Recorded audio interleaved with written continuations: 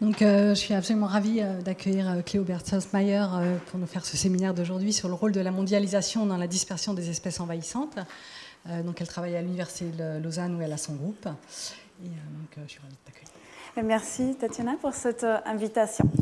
Donc, je vais vous parler un peu des invasions biologiques, mais je vais faire court l'introduction parce qu'on a vu déjà beaucoup d'exemples dans le cours de Tatiana, et plutôt me concentrer sur la recherche actuelle.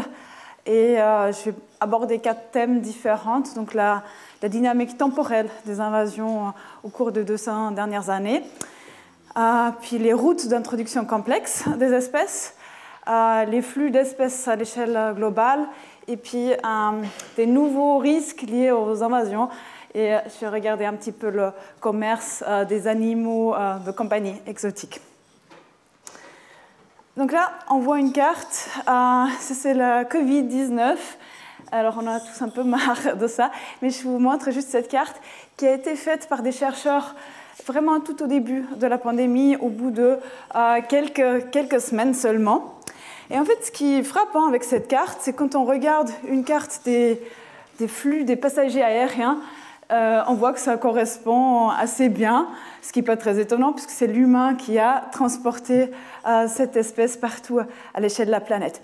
Mais alors, le virus qui a causé cette maladie, le SARS-CoV-2, c'est une parmi des milliers d'espèces envahissantes qui voyagent avec l'humain. Et en fait, on peut les voir en deux catégories. Il y a des espèces qui, comme ce virus, affectent directement la santé humaine. Et puis, il y a d'autres espèces qui affectent la santé de l'environnement, comme on a vu tout à l'heure dans le cours de Tatiana. Mais en fait, il y a une grande différence comment ces espèces sont régulées à l'échelle mondiale. Donc, pour les espèces qui affectent la santé humaine, il y a des contrats. Il y a l'Organisation mondiale de la santé qui établit des contrats avec les pays, qui les contraint à informer les autres si jamais ils ont une maladie, quelque chose qui pose un risque pour les autres pays. Donc c'est pour ça aussi que les chercheurs ont eu des données très tôt dans le processus qui ont permis de modéliser la propagation de cette maladie. Donc, bon, évidemment, on peut dire qu'il y a des pays qui ont plus ou moins bien rapporté leurs données, c'est sûr, mais globalement, c'était quand même très impressionnant comment ça marchait. Par contre, avec les espèces qui affectent l'environnement, alors là, il n'y a aucun contrat contraignant qui force un pays de prévenir les autres.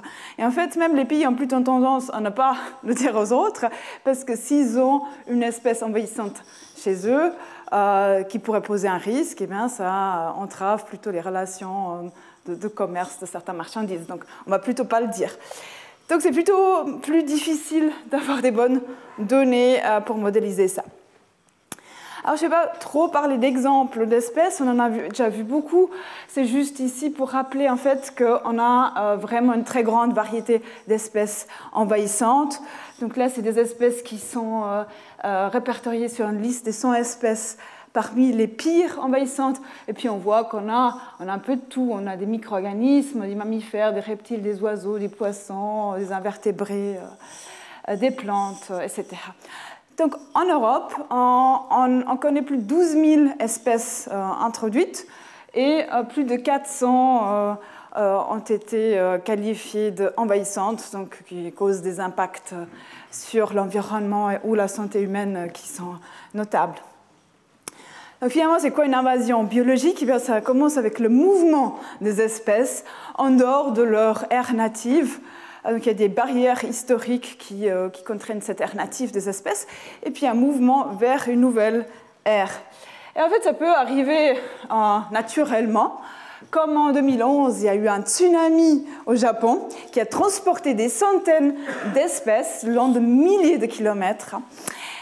Mais ce type d'événement naturel est relativement rare par rapport au transport par l'humain qui se passe tout le temps à l'échelle mondiale. Alors, une fois introduite dans son aire envahie, pourquoi une espèce, finalement, devient-elle envahissante alors qu'elle n'est pas chez elle dans son aire native? Mais là, il y a une multitude d'hypothèses pour expliquer ça. Mais je vais juste vous dire les plus courants. C'est que d'une part, elle s'échappe des ennemis naturels qu'elle avait dans son aire native, par exemple des prédateurs, des herbivores, des parasites, des pathogènes. Donc en fait, tout ce qui contraint en fait sa population dans l'aire native, elle est un peu libérée de ses ennemis naturels. Et puis d'autre part, quand elle arrive dans son aire introduite, il y a aussi des écosystèmes qui ne sont pas saturés, il y a des niches vides qui peuvent être exploitées par l'espèce envahissante. Et puis elle est aussi confrontée à des espèces naïves qui n'ont pas coévolué avec elle, qui ne connaissent pas ces traits de l'espèce qui est introduite. Alors, le processus d'invasion, on peut le séparer en différents stades. Donc, le premier, c'est l'introduction. Donc, il faut qu'il y ait un mouvement de l'espèce. Ensuite, il faut encore qu'elle puisse survivre et se reproduire dans cette aire envahie. Donc là, on va parler d'une espèce exotique ou introduite. Et puis, si ensuite elle arrive à se propager d'elle-même et si elle cause des impacts sur l'environnement, on va l'appeler une espèce envahissante. Alors ce qui est intéressant, c'est qu'à chaque étape, il y a plein d'espèces qui n'y arrivent pas.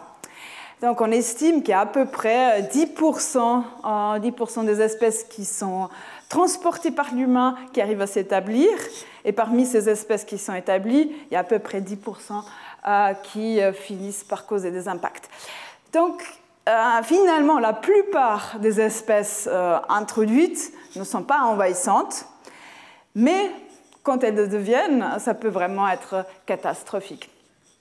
Alors, donc, mes recherches, des recherches de mon groupe, s'intéressent à deux axes.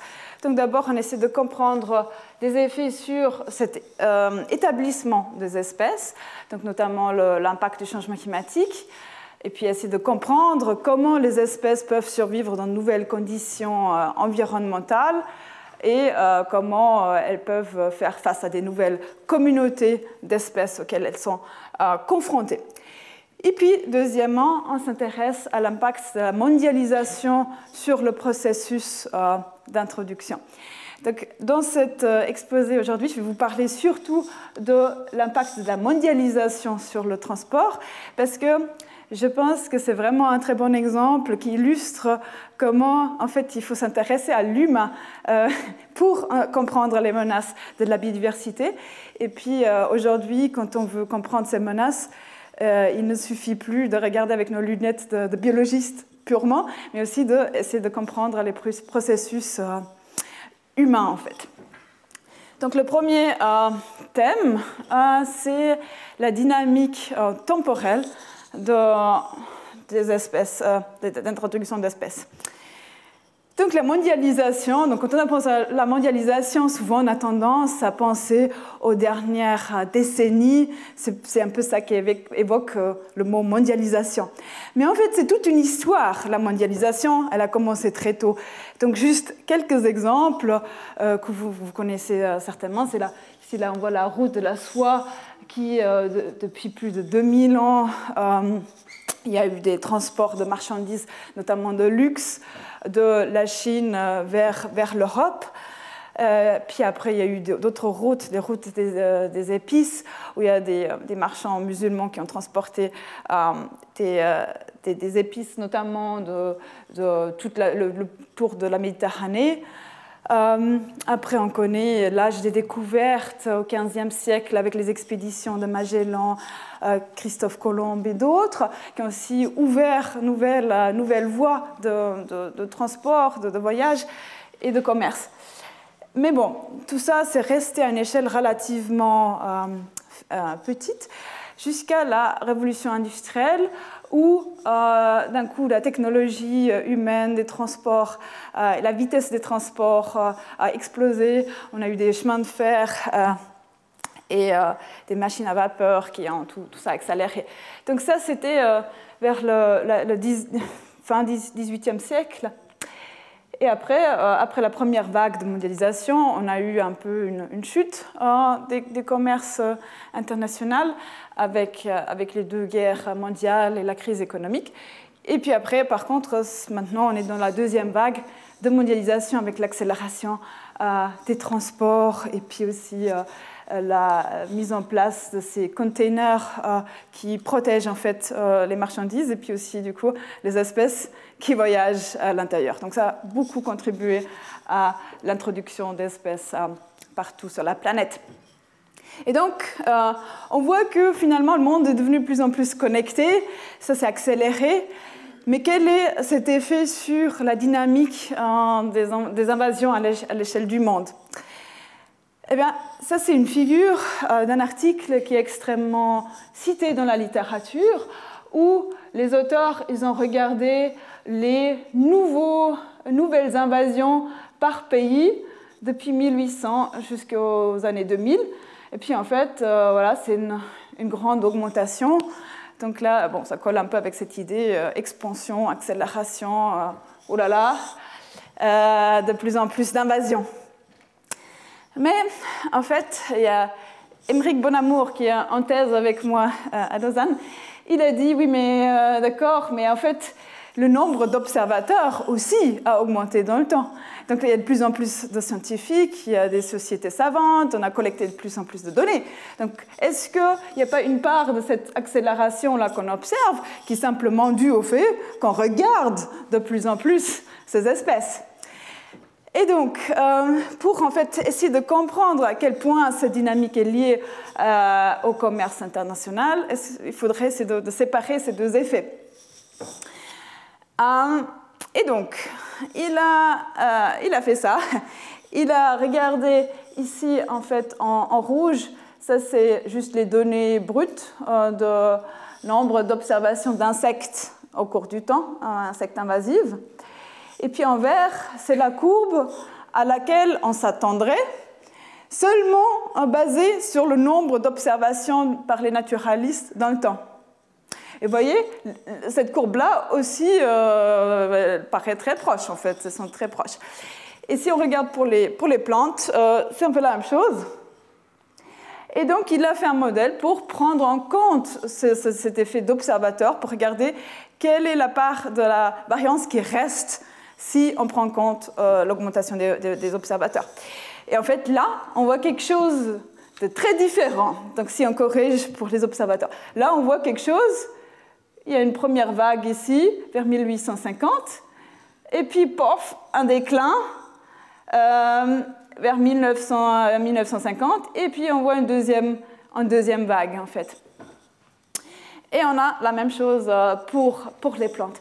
Donc, on a vraiment une première vague d'introduction qui colle très bien à la première vague de la mondialisation, puis une chute de nouvelles introductions entre les deux guerres mondiales et la crise économique avant d'observer une nouvelle hausse. Et donc, il a regardé si ça collait bien avec en fait, les données d'ouverture du commerce qu'on a ici en gris, qui montrent ces deux vagues. Et puis, c'est très corrélé, en fait. Ensuite, donc là, on a vu que les invasions sont très liées à cette dynamique de la mondialisation. Mais comment ces espèces arrivent dans leur ère envahie? Eh bien, en fait, donc une possibilité, c'est que, bon, d'abord, une espèce, elle est introduite une fois dans une ère envahie, et puis, la même chose se répète encore et encore et encore. Donc là, à chaque fois, il y a des individus qui sont prélevés dans cette ère native et puis qui sont introduites dans différentes aires. C'est ce qu'on va appeler des introductions primaires. Ou alors, autre option, c'est qu'il y a eu un événement d'introduction dans une ère envahie et puis qui génère d'autres introductions secondaires. Alors, c'est intéressant de savoir si ça a lieu souvent, ce phénomène parce que, en fait, si c'est répandu, ben, ça veut dire que plus on a d'invasion, ça fait une sorte de boule de neige parce que les espèces envahissantes qui s'établissent quelque part, si à chaque fois ça crée de nouveaux foyers qui vont générer des propagules, c'est beaucoup plus inquiétant que si c'est à chaque fois des individus qui partent de l'aire native. Alors, dans le passé, il y a des gens qui ont étudié ça avec des marqueurs génétiques. Donc, on a vu tout à l'heure dans le cours des exemples où, en fait, les chercheurs sont allés prendre des individus de tous ces aires et puis, par la génétique des populations, ils ont retracé les routes d'introduction des espèces.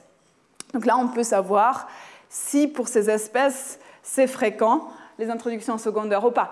Mais le problème, c'est que c'est seulement une poignée d'espèces qu'on a pu étudier comme ça, parce que c'est beaucoup d'efforts, il faut faire un échantillonnage. Donc finalement, on ne sait pas si, généralement, c'est quelque chose de très répandu ou pas. Alors comment l'étudier? Eh bien, on a eu l'idée de faire autrement, en fait, et puis d'étudier des interceptions dans des ports et aéroports. Donc en fait, il y a quelques pays au monde où il y a des inspecteurs de biosécurité qui regardent les marchandises qui arrivent et à chaque fois qu'ils voient un insecte ou autre chose arriver dans une marchandise, ils vont l'enregistrer dans une base de données avec le nom de l'insecte, l'année où il est arrivé, le pays d'où est venue cette marchandise et puis aussi le type de marchandise sur lequel voyageait l'insecte. Le problème, c'est que ce type de données est extrêmement difficile à obtenir parce que souvent, ce sont des gouvernements de pays qui possèdent ces données et qui ne veulent pas les donner, en fait. Mais j'ai eu la chance d'établir des collaborations avec ces deux personnes des États-Unis et de Nouvelle-Zélande qui étaient d'accord pour établir le contact en fait et puis rendre ces données disponibles à la recherche. Et donc on a travaillé sur les fourmis. Alors, je pense que maintenant, si vous avez écouté la conférence de Laurent Keller, les fourmis n'ont plus besoin d'introduction. Mais pour ceux qui n'ont pas été là, ces fourmis envahissantes sont vraiment un super système, modèle pour la recherche. Il y a plus de 15 000 espèces de fourmis. Elles sont présentes sur tous les continents.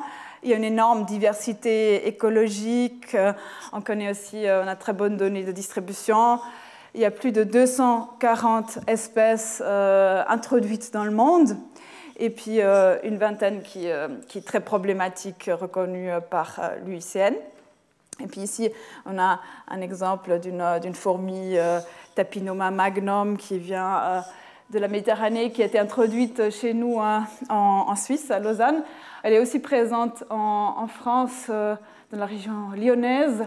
Et puis vous voyez, elle forme des sortes d'autoroutes de fourmis incroyables. Donc normalement, si vous avez déjà observé un chemin de fourragement de fourmis, on voit une fourmi après l'autre. Là, ça fait comme une autoroute à 10 voies. Donc c'est quelque chose d'extrêmement impressionnant. Et puis quand elles s'attaquent, elles peuvent même s'attaquer à des animaux beaucoup plus grands qu'elles, comme des petits oisillons, petits reptiles. Voilà, donc on a regardé donc, les interceptions de fourmis aux États-Unis et en Nouvelle-Zélande pour regarder ces fourmis, quand elles arrivent en Nouvelle-Zélande, en Australie, est-ce qu'elles viennent de leur aire native ou est-ce qu'elles viennent d'un endroit où elles sont déjà envahissantes. Donc, alors, pour les États-Unis, il y a combien de pourcents qui ne viennent pas de leur aire native? Eh bien, il y a 75% qui viennent d'ailleurs que de leur aire native. En Nouvelle-Zélande, c'est même plus. C'est 87% de tous les fourmis qui arrivent en Nouvelle-Zélande, elles arrivent d'une aire où elles sont déjà envahissantes. Et puis, si on regarde que des espèces envahissantes, donc qui ont des impacts répertoriés, ces chiffres sont encore plus impressionnants. Donc en Nouvelle-Zélande, c'est même 95%. Donc la plupart des espèces, quand elles arrivent, ne viennent pas de leur aire native. Et on peut même regarder ici sur une carte qu'on a fait. Donc là, sur cette carte, ça c'est les flux des espèces vers les États-Unis. Et chaque camembert, en fait, la taille de chaque camembert est proportionnelle au nombre de fourmis qui est venu de chaque pays. Et puis, à l'intérieur du camembert, en fait, on a coloré selon l'aire native de ces espèces. Et alors, vous voyez, donc la chose qu'on voit ici, c'est qu'il y en a beaucoup qui arrivent d'Amérique latine. Et on voit que sur ces camemberts, il y a beaucoup de rouge. Alors, le rouge, ça correspond en fait à l'Afrique. Donc, ça veut dire que ce sont des espèces qui sont originaires d'Afrique, qui à un moment ont été introduites en Amérique latine, et puis que maintenant on intercepte aux États-Unis venant de l'Amérique latine. Donc, c'est vraiment un réexport de ces espèces par l'Amérique latine. Et puis aussi, on regarde la même chose pour la Nouvelle-Zélande. Eh bien, pareil, on voit qu'il y a beaucoup de camemberts ici, donc dans la région l'Océanie, qui est proche de la Nouvelle-Zélande. Et puis, on voit qu'il y a encore beaucoup de rouge, donc des espèces d'Afrique. Et puis, rose, c'est l'Asie, donc des espèces qui sont natives d'Asie, qui ont été introduites ici d'abord, et puis qui sont interceptées en Nouvelle-Zélande. Donc à chaque fois, on a une région qui représente une sorte de hub qui redispatche les espèces dans toutes les directions. Et donc on a trouvé que oui, il y a beaucoup d'introductions secondaires, mais est-ce qu'elles contribuent à accélérer les invasions, comme on peut l'imaginer par un espèce d'effet de boule de neige? Et alors, donc on a testé, s'il y a une boucle rétroactive, il devrait y avoir, d'abord, il devrait y avoir un lien entre le nombre d'introductions et la probabilité d'établissement. Donc plus vous introduisez d'individus, plus il y a de chances qu'il y ait une population qui arrive à se maintenir. Parce que et ça, on a trouvé qu'effectivement, il y avait ce lien-là. Plus on introduit d'individus, plus on a une grande diversité génétique, plus il y a de chances qu'elles survivent, se reproduisent. Donc ça, c'est vrai. Plus il y a d'introduction, plus grande est la probabilité d'établissement. Et ensuite, plus elles s'établissent, donc plus elles sont répandues dans le monde, dans un grand nombre de régions, et bien plus on observe d'introduction à un endroit donné, comme les États-Unis ou la Nouvelle-Zélande. Donc oui, on a une boucle rétroactive. Alors là, on a vu des routes un peu complexes d'introduction des espèces, mais qu'en est-il des flux globaux? Alors, c'est quelque chose que déjà Darwin, en fait, a réfléchi à ça. Donc, pendant son voyage, où il a fait le tour de la Terre ici sur le Beagle, il a observé qu'il y a des plantes, il s'est surtout intéressé aux plantes, il y a beaucoup de plantes qui viennent d'ailleurs, notamment d'Europe. Et en fait, il a dit, c'est étrange, on observe beaucoup de plantes de l'hémisphère nord qui sont introduites sur l'hémisphère sud. Alors pourquoi dans ce sens-là et pas inversement? Inversement, on a beaucoup moins. Et donc lui, dans son livre, il conclut que c'est peut-être parce que les plantes du Nord seraient plus avancées par la sélection, elles seraient plus perfectionnées, plus compétitives. Et donc, elles auraient une plus grande capacité à dominer que les plantes du Sud. Alors voilà, ça c'est avec les idées de l'époque. Il essaie d'expliquer ça. Mais aujourd'hui, maintenant qu'on a de bonnes données au niveau global, est-ce que c'est vrai ce qu'il a observé? Est-ce qu'il y a vraiment plus de plantes du Nord qui ont envahi le Sud qu'inversement? Donc là, il y a une équipe de chercheurs qui a étudié ces flux, ces échanges de plantes entre continents. Alors, ces graphiques sont horribles, on n'arrive pas bien à les lire, et c'est même pas...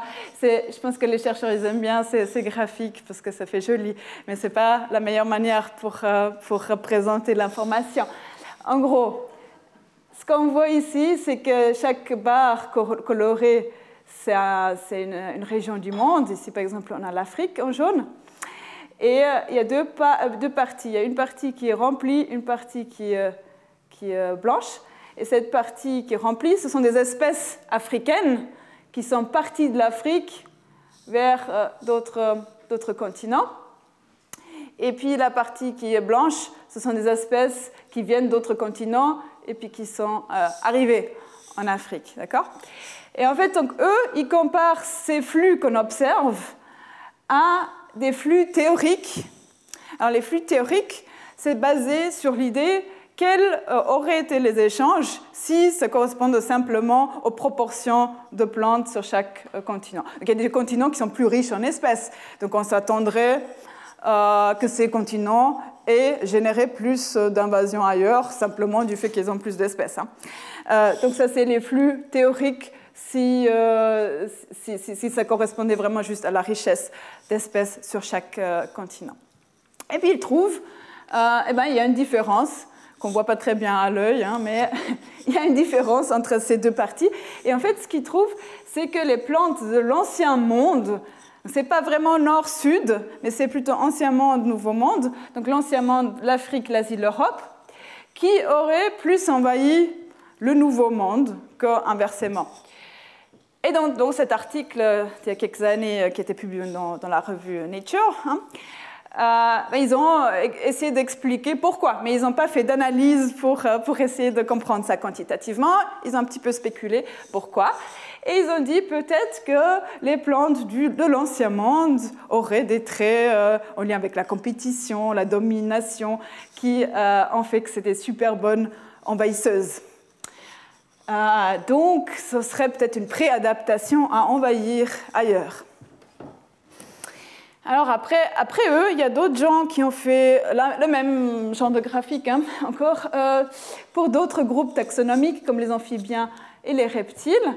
Et puis ce qu'on voit, c'est que c'est très différent selon les groupes taxonomiques. Donc même sans regarder les détails, on voit qu'ici, par exemple, l'Amérique du Nord, l'Amérique du Sud jouent beaucoup sur les amphibiens. Ici, c'est moins le cas. Et à chaque fois qu'on regarde un groupe taxonomique, c'est un peu différent en fait. Il y a d'autres régions du monde qui sont importantes pour générer des espèces invasives et d'autres moins. Et à chaque fois, on a une bonne explication. Donc les chercheurs ont toujours une bonne explication pourquoi les espèces de telle région sont plus compétitives que les autres. Par exemple, pour les fourmis, on a noté qu'il y a beaucoup de fourmis qui viennent de l'Amérique du Sud, d'Argentine à Uruguay, et puis on dit ça c'est clair, c'est parce que c'est une région qui est souvent inondée, et donc en fait ça a sélectionné des traits chez les fourmis qui les préadaptent à résister à des changements environnementaux et puis donc à coloniser vite d'autres endroits. Donc vous voyez, pour chaque groupe taxonomique on a une histoire, et en fait moi j'ai pensé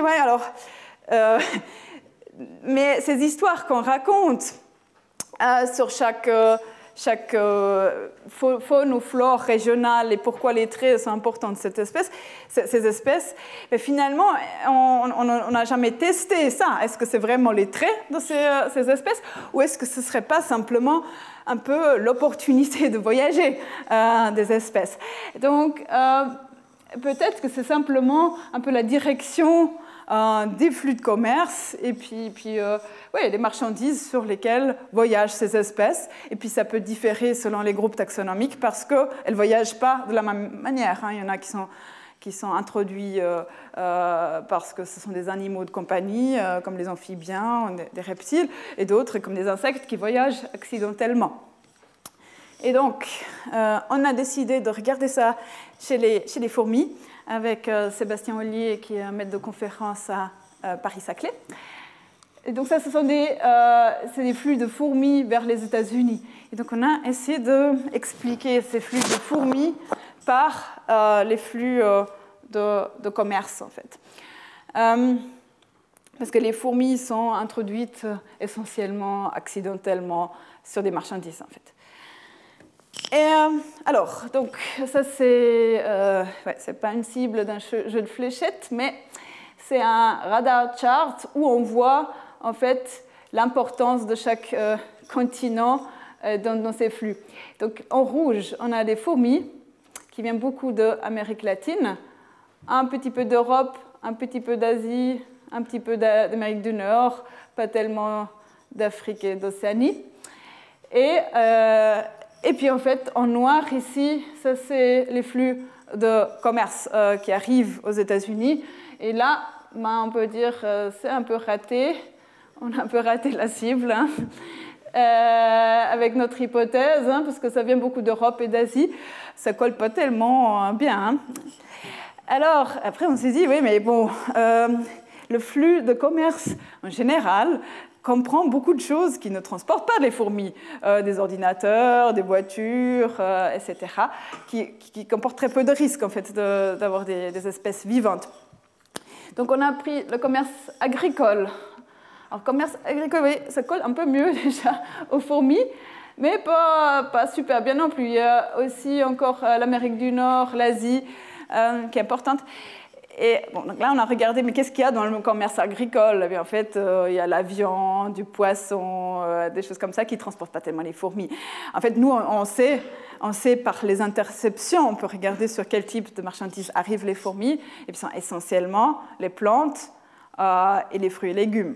Donc, si on regarde juste le commerce des plantes et des fruits et légumes, et bien là, on voit que ça colle super... Oh, je m'emporte, voilà. Ça colle super bien, en fait. Et après, on s'est dit, bon, est-ce que cette cohérence, elle n'est pas un peu due au hasard? Et du coup, on a regardé 97 catégories de marchandises qui sont recensées. Et puis, en fait, il n'y a aucune qui colle statistiquement au flux des fourmis, à part ce commerce-là des fruits et des légumes. Donc, c'est quand même peu probable de trouver cette cohérence seulement par hasard. Donc, en fait, oui, les flux globaux de fourmis sont bien expliqués par l'opportunité de voyager sur des fruits et des légumes et des plantes. Donc, je vais passer au quatrième sujet de recherche auquel on s'intéresse, et c'est le commerce d'animaux de compagnie. Donc, jusqu'à présent, j'ai surtout parlé des recherches qu'on fait sur les invasions, mais de nature accidentelle, hein, c'est le transport accidentel des animaux. Mais en fait, il y a un commerce d'animaux de compagnie et aussi de plantes ornementales qui est extrêmement important à l'échelle du monde. Donc, si vous allez dans une boutique, en fait, ça devient vraiment un phénomène très important que les gens achètent de plus en plus d'animaux de compagnie. Donc, pas seulement des chats et des chiens depuis la pandémie de la Covid, mais aussi beaucoup d'animaux exotiques comme des montres religieuses, par exemple, comme des araignées, des reptiles, etc. Et aussi pas mal d'autres choses. Et en fait, c'est un commerce qui comprend des millions d'individus, de milliers d'espèces qui sont transportées chaque année à l'échelle du monde. Et on a estimé à plus de 200 milliards d'euros l'ampleur de ces échanges par année. Et donc, c'est un commerce qui comprend pas mal de risques. Aussi de risques pour la biodiversité directement, en fait, parce qu'on prélève des individus. Souvent, ce sont des espèces qui sont menacées. On a déjà vu dans le cours de Tatiana tout à l'heure. Donc, il y a des risques directs d'exploiter ces individus, mais aussi des risques indirects, parce que beaucoup de ces espèces prélevées dans la nature sont vecteurs de zoonoses. Donc, par exemple, il y a des espèces comme les escargots africains, que vous pouvez voir sur des réseaux sociaux que les gens achètent, qui se mettent sur la peau, sur le visage. On peut voir beaucoup de photos de ça sur les réseaux sociaux. Et en fait, ces escargots, non seulement elles sont une espèce envahissante, une des pires au monde, mais en plus elles sont un vecteur de nématodes qui peuvent être extrêmement dangereux pour l'humain parce que ça cause des inflammations au niveau du cerveau. Donc voilà, et puis donc ces espèces peuvent aussi bien sûr causer des invasions, parce que les gens, alors on prélève ces espèces dans l'air native, puis on les transporte à l'échelle du monde, parfois on a un programme de reproduction en captivité, et puis après on les vend. Et là, il y a tout commerce d'animaux exotiques, il y a une partie des animaux qui va s'échapper naturellement, ou bien parce que aussi les personnes qui les possèdent les relâchent dans la nature. Par exemple, si vous avez une colonie de fourmis, à moins d'être myécologue passionné comme moi-même, par exemple, et il y a beaucoup de gens, ils se lassent un petit peu. Au bout d'un moment, vous avez une colonie de fourmis, ben voilà, ça peut vivre très longtemps. Les fourmis, une reine de fourmis peut vivre jusqu'à 30 ans. Donc voilà. Et puis qu'ils relâchent ces animaux de la nature. Et puis là, ça peut causer des invasions. Et donc, en fait, on s'est un peu intéressé à ça, à ce lien entre le commerce d'animaux de compagnie et les invasions. Et on a voulu estimer la proportion d'espèces qui sont commercialisées, qui sont aussi envahissantes.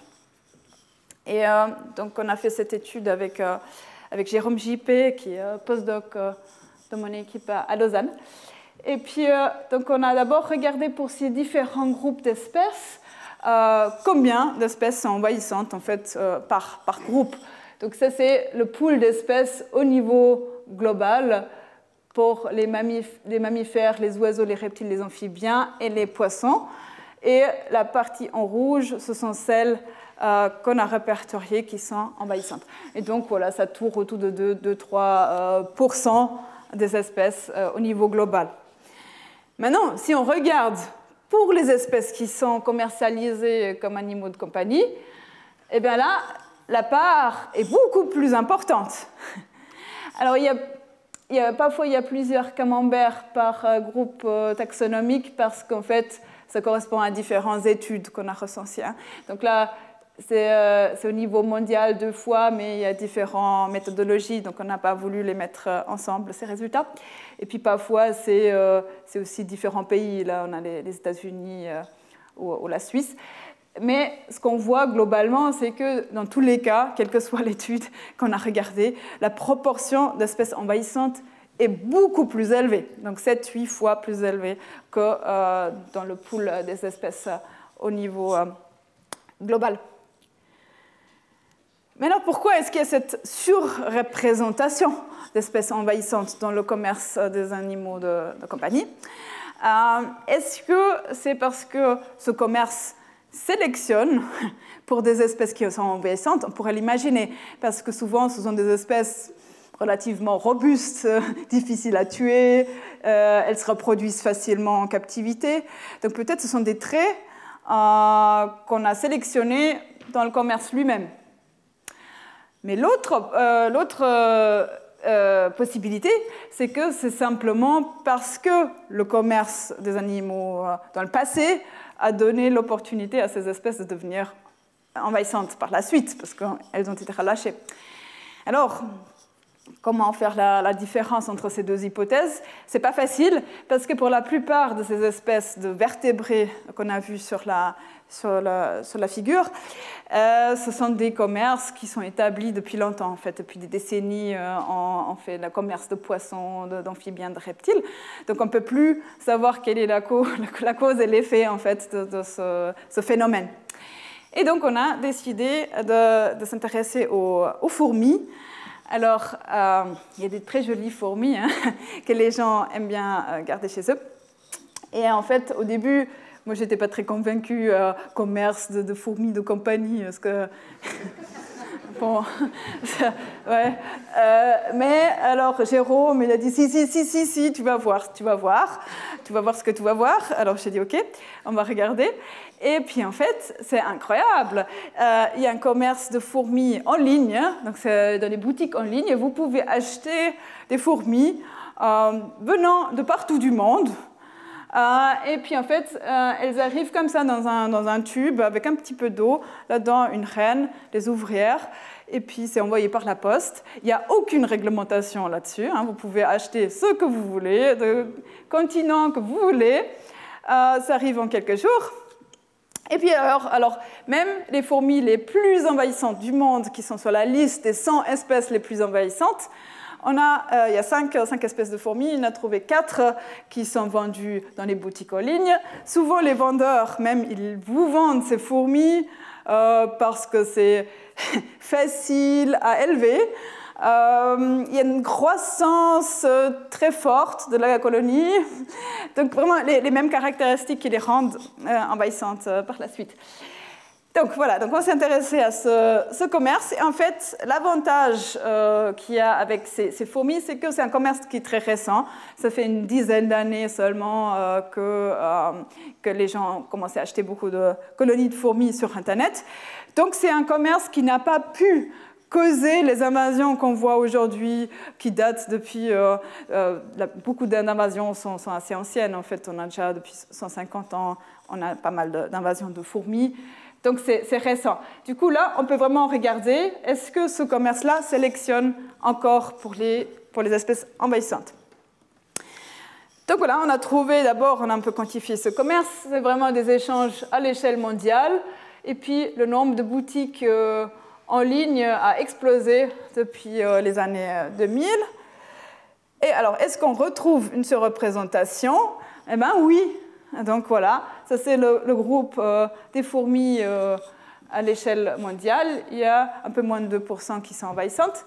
Et parmi celles qui sont commercialisées, il y a plus de 500 espèces. On a trouvé 520 espèces qui sont vendues dans les boutiques en ligne. Eh bien, 11% de ces fourmis sont envahissantes. Et puis en plus, ces fourmis-là sont vendues, proposées par plus de vendeurs en moyenne que les fourmis qui ne sont pas envahissantes. Et donc, est-ce que c'est lié à leurs traits? Et bien, en fait, on a regardé différents traits de fourmis qui sont associés avec leur caractère invasif. Et on a trouvé que le généralisme d'habitat et la taille de leur distribution, ce sont des caractéristiques qui sont associées à la fois avec leur caractère invasif et le fait d'être très commercialisé. Donc on pense qu'en fait c'est un effet qui est parce que ces fourmis sont assez faciles à collecter, ce sont souvent des grandes colonies avec beaucoup de reines. Donc pour un vendeur qui veut proposer ces fourmis, c'est assez facile à collecter. En plus, elles sont présentes un peu partout dans le monde, donc très facile à prélever et puis vendre sur Internet. Voilà, donc on a vu que les espèces envahissantes sont surreprésentées dans le commerce des animaux de compagnie. Et on sélectionne un petit peu des traits en lien avec l'invasion, comme le fait d'être assez généraliste, pouvoir vivre dans plein d'habitats, avoir des grandes colonies superficielles. Et puis, voilà, donc c'est un grand risque pour les invasions futures, ce commerce des animaux. Et surtout, en fait, pour des espèces comme les insectes, où il n'y a aucune réglementation qui régule quoi que ce soit, vous pouvez acheter ce que vous voulez et puis le relâcher si vous voulez. Et donc, en résumé, on a vu dans cette présentation la dynamique des invasions au cours des 200 dernières années. Et puis on a vu qu'en fait, ce n'est pas une seule accélération continue, mais on a vu 2 vagues de mondialisation. Une première qui était déjà très importante après la révolution industrielle, qui a déjà propagé beaucoup d'espèces envahissantes à l'échelle mondiale, vers 1850-1900. Après, on a vu une chute du nombre de nouvelles introductions avec les deux guerres mondiales et la crise économique, et puis ça a repris ensuite après les années 1960. On a vu que les introductions secondaires sont fréquentes, donc c'est vraiment un phénomène de boule de neige. Plus on introduit d'espèces, plus elles établissent de nouvelles populations, plus ça crée de nouvelles invasions. on a vu que ces flux d'espèces peuvent varier selon les groupes taxonomiques. On n'a pas les mêmes continents qui sont sur ou sous-représentés comme donneurs et receveurs d'espèces envahissantes. Et puis, c'est probablement lié à l'opportunité de voyager. Donc, nous, on a étudié les fourmis, mais ce serait intéressant, bien sûr, de regarder d'autres groupes dans le futur. Et puis, on a vu aussi qu'il y a de nouvelles routes d'introduction, nouveaux risques, notamment avec le commerce d'animaux de compagnie. Et puis, c'est renforcé par les réseaux sociaux et les boutiques en ligne qui facilitent en fait le fait d'acheter des animaux. Il y a beaucoup de forums aussi d'éleveurs de différents types d'espèces qui proposent des espèces que vous pouvez acheter en ligne. Donc nous, on s'intéresse aussi pas mal à cet aspect de réseaux sociaux. Maintenant, regardez les données qu'on peut avoir sur Instagram et Facebook et compagnie sur les espèces qui sont maintenues et vendues. Voilà, alors avec ça, je finis mon tour. Et puis, bien sûr, la recherche ne se fait pas tout seul. Donc, je tiens à remercier particulièrement mon équipe de recherche. Donc là, on dirait un peu un gang de bikers. Mais en fait, c'est faux. Ce sont des trottinettes, hein, en réalité. Voilà. Et merci beaucoup aussi à vous pour votre attention. Merci.